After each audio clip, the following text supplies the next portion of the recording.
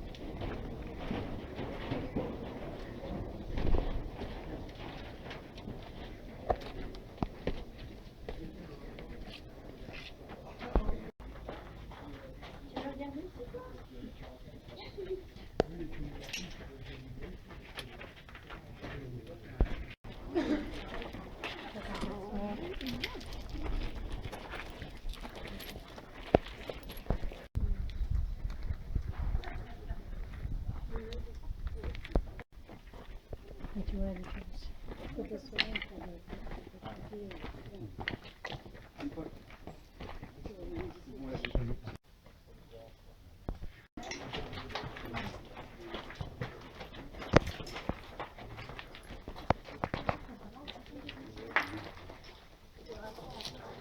Extraction. Donc pour cela, je vais vous demander d'observer le pan qui se trouve juste au-dessus de vous. Alors, on va ainsi imaginer qu'on est dans la peau d'un ardoisier qui veut extraire un bloc, donc qui dépasse légèrement de la paroi, qui n'a pas encore été extrait. Alors, comment va-t-il procéder cet ardoisier? Il va devoir se munir d'une baramine et également d'une masse. Avec ceci, il va réaliser deux types de forages, des forages verticaux à l'arrière du bloc, donc il va enfoncer sa baramine, faire ses forages, et des forages verticaux à l'arrière du bloc, et des forages horizontaux sous le bloc. Vous avez les traces du passé comme le montre le monsieur, juste ici pour les forages horizontaux, et les forages verticaux, c'est toutes les traces comme ceci. Ce ne sont pas des vers de terre qui ont creusé, hein. Vous inquiétez Il y en a pas. qui disent des bêtises. Alors, voici pour les forages. Mais ensuite, vous vous doutez bien que les forages, ça ne décroche pas le bloc, ça le contourne simplement. Donc pour ceci, ils vont avoir besoin d'un explosif.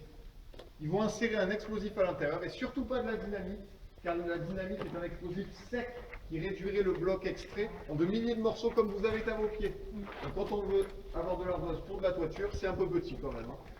Donc on va utiliser à l'époque de la poudre noire.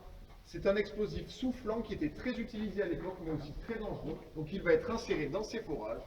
Et donc une fois que l'ardoisier aura allumé la mèche, le bloc va se retrouver soufflé de la paroi, de quelques centimètres, assez pour que l'ardoisier puisse venir le manipuler, légèrement le dégrossir, le charger sur un wagonnet et l'amener jusqu'au chantier où il sera ensuite taillé en de fines lamelles pour commercialiser l'ardoise.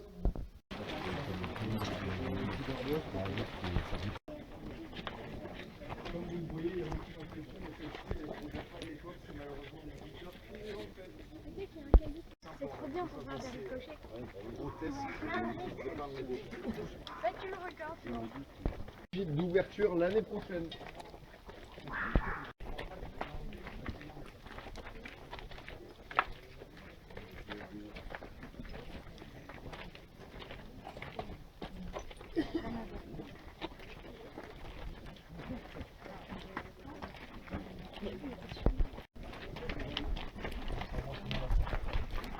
Oui. Alors en moyenne, on est entre 30 et 50 mètres de hauteur selon les endroits. Là ici, vous voyez qu'elles sont plus petites que celles d'avant, mais on est en moyenne entre 30 et 50 mètres. Alors une petite question a été posée pendant le parcours, je tenais à vous en faire part. Alors c'est beaucoup plus contrôlé et on va faire des explosions en masse, c'est-à-dire qu'on va faire tomber 3 fois par an, ça arrive, donc c'est très peu par an, des grands pans comme celui-ci par exemple, donc dans la nouvelle carrière. Ils vont faire tomber 3 fois par an, donc ça va faire beaucoup de bruit, mais seulement 3 fois. Et vu qu'ils ne sont pas beaucoup d'ardoisiers, ils vont pouvoir travailler sur ces pans, donc ils sont tombés pendant des mois, sans faire de bruit et sans refaire d'explosion, etc. Voilà. Gauche. En haut de l'escalier sur votre gauche, commencera la démonstration.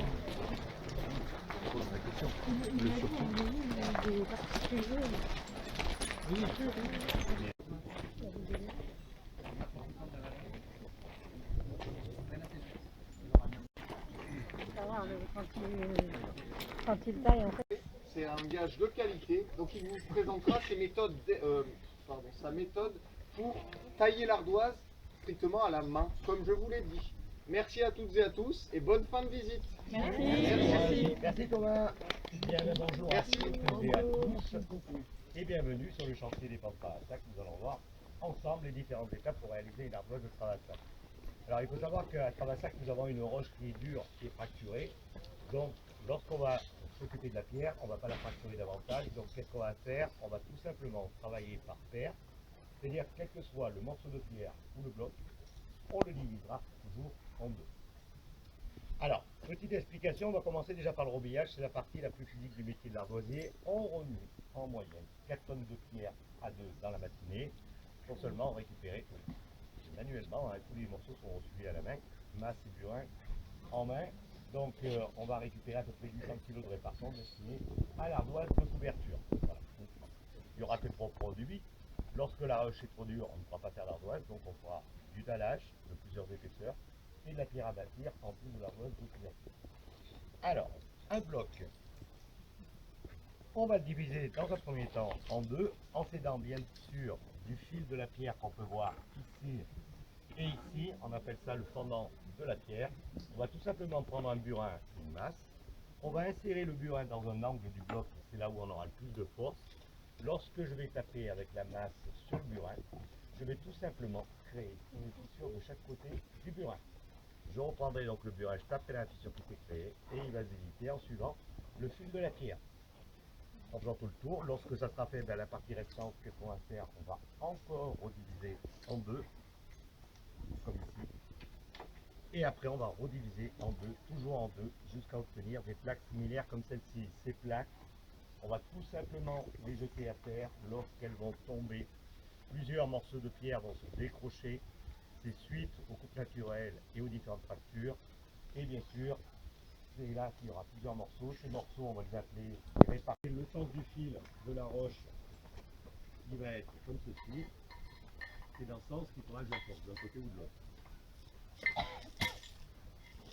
Alors, je serais tenté, parce que j'ai de l'expérience, j'ai plus de 20 ans, presque 21 ans d'expérience.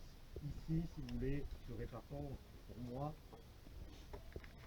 ça aurait peut-être mérité d'enlever une couche, faire un tiers enlevé et deux tiers. Ça c'est risqué. Donc je ne sais pas encore la décision que je vais prendre. Je crois qu'on va aller directement à la taille. Ça me permettra de réfléchir. Alors, mais je pense que je vais enlever un tiers. Un tiers pour garder les deux autres tiers. Chaque région, donc dans la région de Brive, on a parlé de la fine carrée. On va la trouver en plus épaisse, bien sûr, Bretagne et Normandie, c'est propre à ces régions. Et après, on va retrouver sur deux régions la forme arrondie, on l'appelle la ronde, pour la Lozère et les Pyrénées. Et on retrouvera, bien sûr, l'ogive, appelée aussi la tuile d'Auvergne, qu'on va retrouver à partir de la moyenne montagne. Donc ça va commencer Haute-Corrèze, Cantal et Puy-de-Dôme. Voilà, c'est propre à ces régions. Alors vous voyez, si je prends l'exemple, on retrouve encore une veine de marbre. Donc ça c'est cassant à tailler et c'est impossible à percer.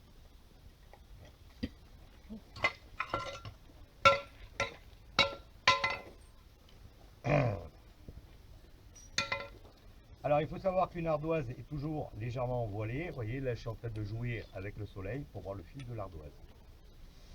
Donc, la partie qu'on va voir sur le toit, c'est celle-ci. Donc moi je vais inverser le travail pour lui donner l'éclat du bon côté. Donc c'est ça qu'on va voir sur le toit. Donc, je vais inverser le travail pour lui donner l'éclat du bon côté. Donc celle-ci, on aura du mal à la percer aussi.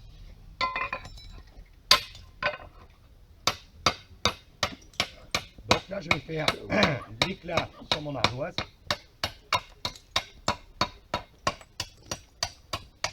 Alors là je suis en train de faire une carré qui ira Bretagne ou Normandie.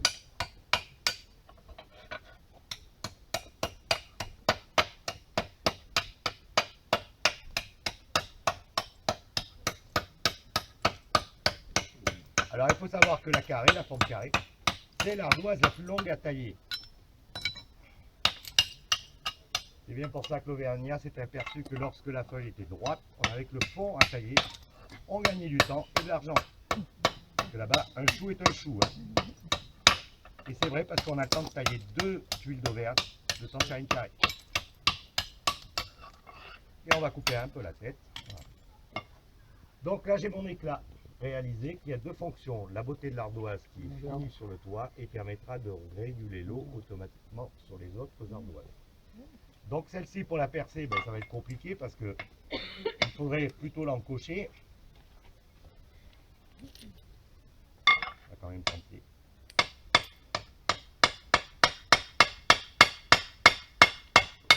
Vous voyez, elle casse, on ne va pas continuer à la casser. Ma première idée était la bonne.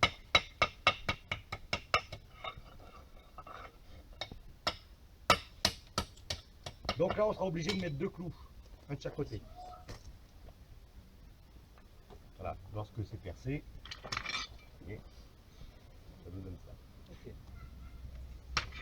Donc cette ardoise elle est terminée, elle va être mise en palette et être livrée directement chez le couvreur ou le particulier.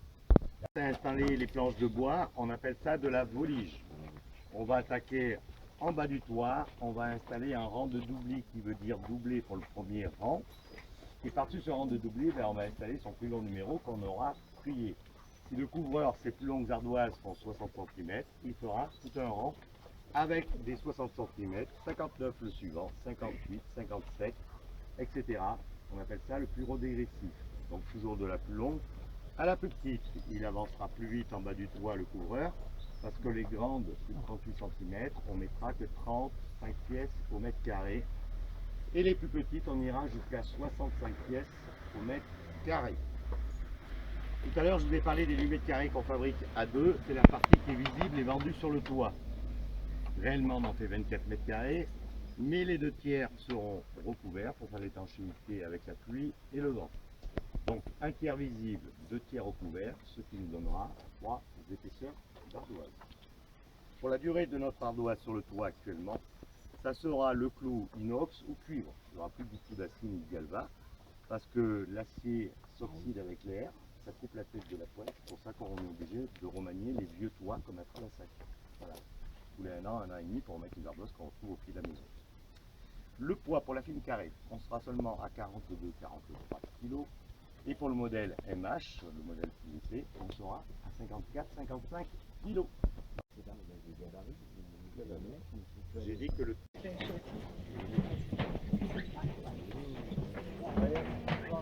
on saute.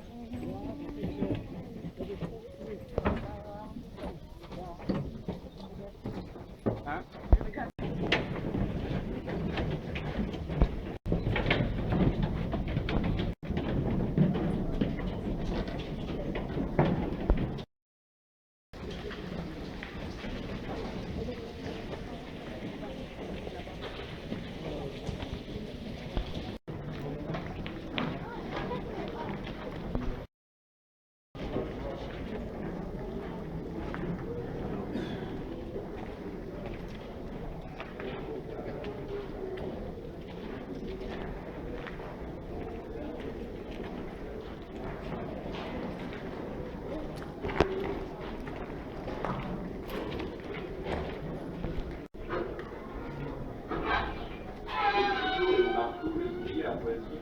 Pour partager les blocs et les transformer en un seul arbre.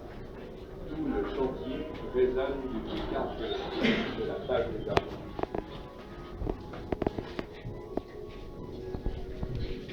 En plein air, l'été abrité sous les paliotes qui les protègent de la fois des averses, des préjus et des averses, les ardoisiers transforment au rythme tranquille de leur marché des blocs de plusieurs tonnes en piles d'arbres.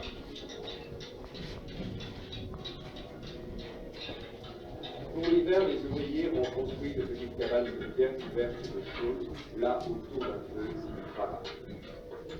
Hiver, été, pour l'arbosier de Tralassac, les saisons qui passent ne lui apportent pas cependant l'assurance de la continuité de son avenir. Non, eux sont de l'autre côté et nous autres nous sommes de ce côté.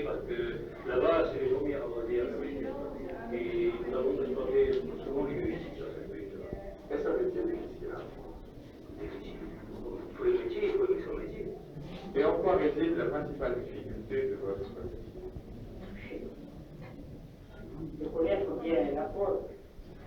Parce que pour connaître, il faudrait connaître les mêmes stades et la couverture.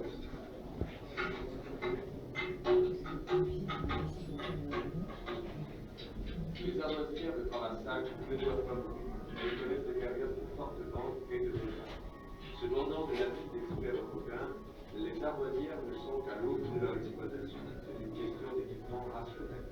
Souhaitons à Tramassac une mutation heureuse de l'artisanat vers l'industrie.